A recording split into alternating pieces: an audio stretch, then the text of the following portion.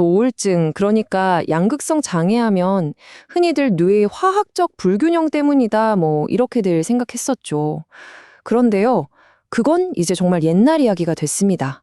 자, 오늘 이 시간은 최신 과학이 이 복잡한 질환의 진짜 모습을 어떻게 밝혀내고 있는지 그 속으로 한번 깊숙이 들어가 보겠습니다. 자, 먼저 이 숫자부터 한번 보실까요? 1에서 5%. 이게 뭐냐면요.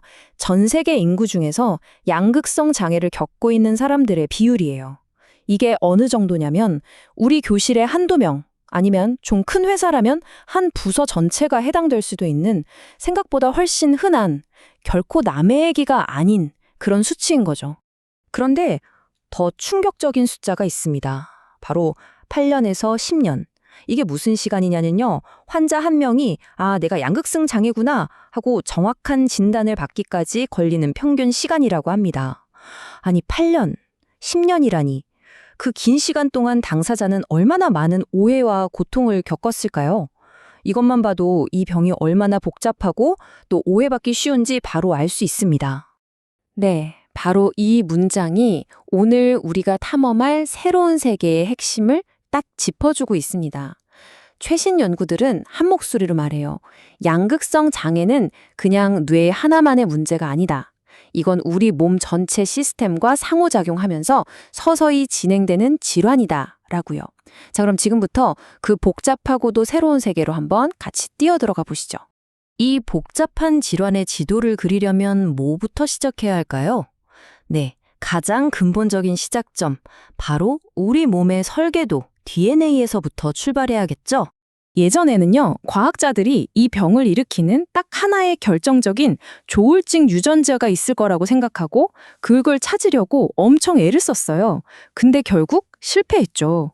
왜냐? 이제 우리는 알거든요. 양극성 장애는 어떤 기계의 부품 하나가 딱 고장나서 생기는 게 아니라는 걸요. 그보다는 각각은 아주 작은 영향을 주지만 그런 미세한 유전적 변이 수천 개가 모이고 쌓여서 위험 수위를 확 높이는 일종의 다유전자 위험의 결과라는 겁니다. 보세요. 298개. 와, 진짜 엄청난 숫자 아닙니까? 예전에 단 하나의 유전자도 찾기 그렇게 힘들었는데 이건 거의 혁명적인 발견이죠. 최근에 수백만 명의 유전체를 싹 다 분석하는 연구를 통해서 양극성 장애와 관련 있을 법한 유전자 영역을 무려 이만큼이나 찾아낸 거예요. 드디어 흩어져 있던 퍼즐 조각들이 하나둘씩 모여서 전체 그림을 보여주기 시작한 거죠. 근데 이 유전자 지도가 정말 흥미로운 게 그냥 원인이 298개다. 여기서 끝나는 게 아니에요. 예를 들어서 이 유전자들이 뇌의 어느 부분에서 주로 활동하는지 봤더니 놀랍게도 이성적 판단을 담당하는 전전두엽 피질에 집중돼 있더란 말이죠. 아하, 조울증에서 왜 자꾸 인지 기능이 떨어지는지 그 생물학적 단서를 여기서 찾은 겁니다. 또 있어요.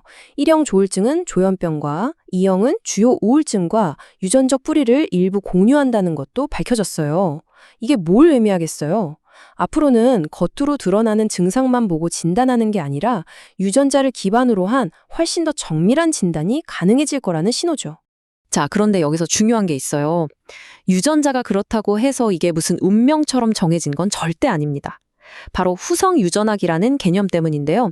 쉽게 말해서 유전자가 우리 몸의 하드웨어라면 우리가 겪는 스트레스나 트라우마 같은 경험들이 이 하드웨어의 작동 방식을 바꾸는 소프트웨어 업데이트 역할을 하는 거예요. 그러니까 유전적 소인을 가지고 태어났다고 해도 삶의 경험이 그 유전자의 스위치를 켤 수도 있고 반대로 끄거나 약하게 만들 수도 있다는 거죠. 자, 이렇게 유전적 설계도를 살펴봤으니 이제 한 단계 더 들어가 볼까요? 이 유전적 취약성이 구체적으로 뇌의 실제 작동 방식, 그러니까 신경회로에서는 과연 어떻게 문제를 일으키는지 한번 살펴보겠습니다. 아마 다들 한 번쯤은 들어보셨을 거예요. 바로 그 유명한 화학적 불균형 이론. 세로토닌이 부족해서 우울하고 도파민이 너무 많아서 조증이 온다. 이런 식으로 특정 화학물질이 많거나 적어서 기분에 문제가 생긴다는 아주 단순하고 직관적인 설명이었죠. 그런데 말입니다. 만약 그렇게 간단한 문제였다면 이상한 점이 하나 있어요.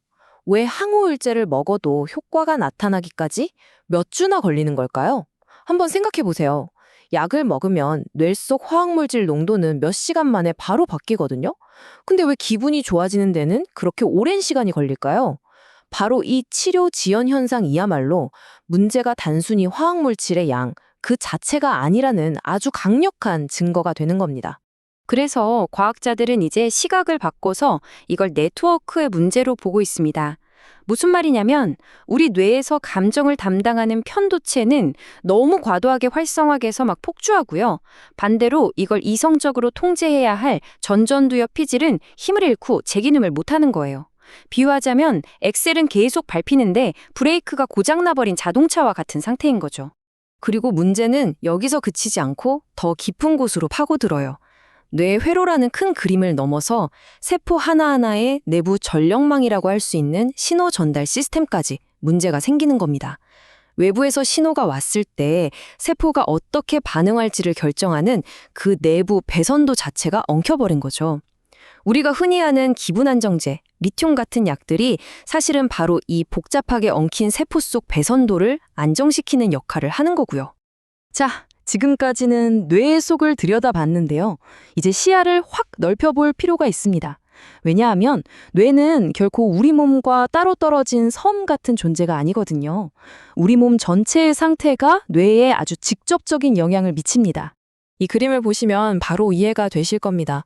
우리 몸에 마치 꺼지지 않는 불씨처럼 만성적인 염증이 생기잖아요.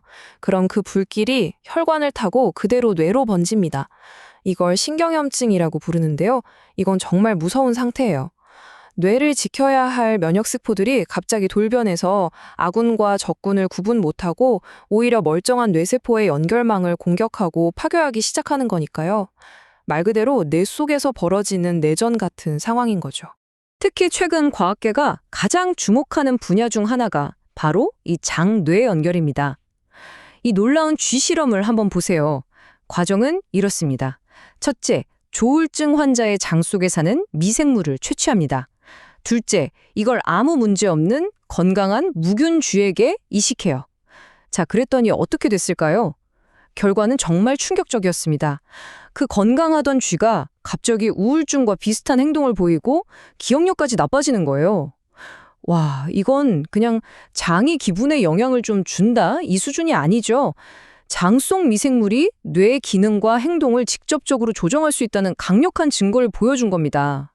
이게 다가 아닙니다. 우리 몸 세포의 에너지 공장인 미토콘드리아가 고장나서 뇌가 만성적인 에너지 부족에 시달리거나 또 우리 몸의 수면과 각성 주기를 조절하는 생체식의 유전자가 망가져서 밤낮이 뒤바뀌는 것. 이것들 역시 양극성 장애의 아주 중요한 원인으로 떠오르고 있어요. 그러니까 이제 확실해졌죠? 이건 정말 머리끝부터 발끝까지 우리 몸 전체가 연관된 전신질환이라는 겁니다. 자, 지금까지 정말 복잡한 이야기들을 했는데요. 그럼 우리가 이렇게 복잡한 원인들을 대체 왜 알아야 할까요? 그건 바로 이 모든 발견들이 치료의 미래를 완전히 바꿔놓을 것이기 때문입니다. 핵심은 바로 이겁니다. 이 표를 보시면 우리가 파고들었던 문제의 각 수준에 맞춰서 이제는 훨씬 더 정밀한, 말 그대로 맞춤형 치료를 상상할 수 있게 됐다는 거예요. 그냥 다 똑같은 약을 먹는 시대를 넘어서요. 이제는 개인의 유전자를 분석해서 발병 위험도를 미리 예측하고 문제가 되는 특정 뇌 회로에만 정확하게 전기 자극을 줘서 균형을 맞추고 심지어는 항염증제나 나에게 딱 맞는 프로바이오틱스로 몸 전체 시스템을 조절하는 그런 시대가 바로 눈앞에 와 있는 겁니다. 결국 오늘 우리가 함께 살펴본 이 모든 발견들은 하나의 거대한 질문으로 이어집니다. 이렇게 복잡하게 얽힌 마음의 생물학적 지도를 한 조각 한 조각 맞춰 나감으로써 우리는 과연 정신질환을 암이나 당뇨병처럼 정밀하게 예측하고 예방하고 또 치료하는 그런 새로운 시대로 정말 들어서고 있는 걸까요? 어쩌면 그 미래는 이미 시작되었는지도 모릅니다.